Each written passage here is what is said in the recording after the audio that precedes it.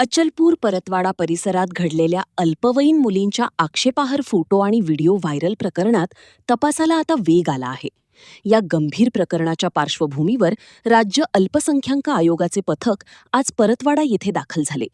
मुस्ताक खान पठाण यांच्या नेतृत्वाखालील 9 सदस्यीय पथकाने परतवाडा पोलीस ठाण्यात भेट देत एसआयटी प्रमुख शुभम कुमार यांच्यासोबत जवळपास 2 तास सविस्तर चर्चा केली. दरम्यान या प्रकरणात पोलिसांनी मोठी कारवाई करत आणखी 4 आरोपींना अटक केली आहे. याआधी अटक करण्यात आलेल्या आरोपींसह आता एकूण आरोपींची संख्या 8 वर पोहोचली आहे. न्यायालयाने या आरोपींना 23 एप्रिलपर्यंत पोलीस कोठडी सुनावली असून या कालावधीत सखोल चौकशी केली जाणार आहे.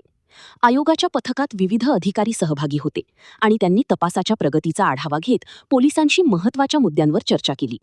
माध्यमांशी बोलताना मुस्ताक खान पठाण यांनी सांगितले की तपास योग्य दिशेने सुरू आहे आणि सर्व बाबी लवकरच समोर येतील. दरम्यान या घटनेमुळे अचलपूर परतवाडा परिसरात प्रचंड खळबळ उडाली असून नागरिकांमध्ये संतापाचे वातावरण निर्माण झाले आहे.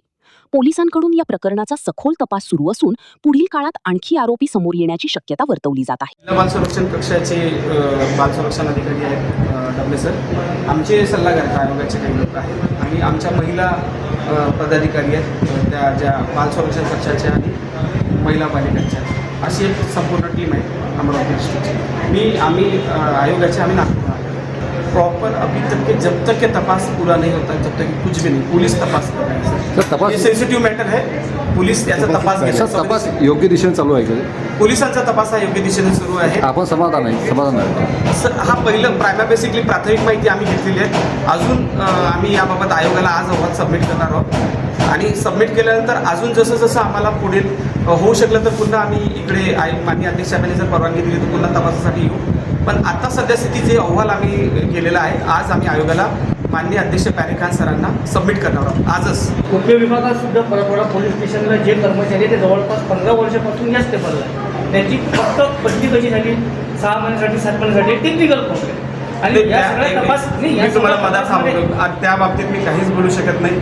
आम्हाला जे अल्पसंख्याक आयोगाचे अध्यक्ष पॅरिखान सरांनी जे निर्देश दिलेले आहेत त्या निर्देशाप्रमाणे आम्ही आज चौकशी केलेली आहे. आमचा तपासणी अहवाल आज आम्ही अध्यक्ष साहेबांना सादर करणार आहोत. ते जे बोलतील ते अधिकृत.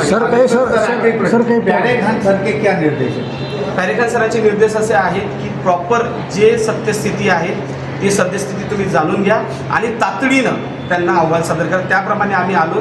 आज सकाळी महिला बालिका बाल संरक्षण कक्ष संपूर्ण आम्ही एस साहेबांना भेटलो, जिल्हाधिकारी साहेबांना भेटलो. सर, तुम्ही पीडितांकडे जाणार आहे का? पीडितांकडे नाही, आता सध्या आम्ही जे अहवाल आज प्राथमिक जो अहवाल सादर केलेला तो आयोगाला सबमिट करणार.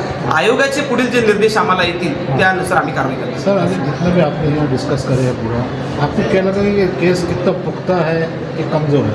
पुढील तपास सुरू आहे. पोलिसांचा तपास आहे तो योग्य पद्धतीने सुरू आहे. आयोगांचे जे पुढील निर्देश होतील त्यानुसार आम्ही कार्य करू. पॅरिखान सर जे अल्पसंख्याक आयोगाचे अध्यक्ष आहेत याच्यामध्ये ते सेन्सिटिव्ह आहेत. त्यांनी प्रत्येक घटनाक्रम अहवाल व्यवस्थितरित्या सादर करण्याचे आणि तातडीनं आजच सादर करण्याचे निर्देश दिलेले आहेत. माझं नियमित त्याच्यासोबत आज दिवसभर चर्चा सुरू आहे. आम्ही गेल्या अमरावतीला गेल्या अहवाल तयार करून मान्य अध्यक्ष साहेबांना सादर करणार आहोत.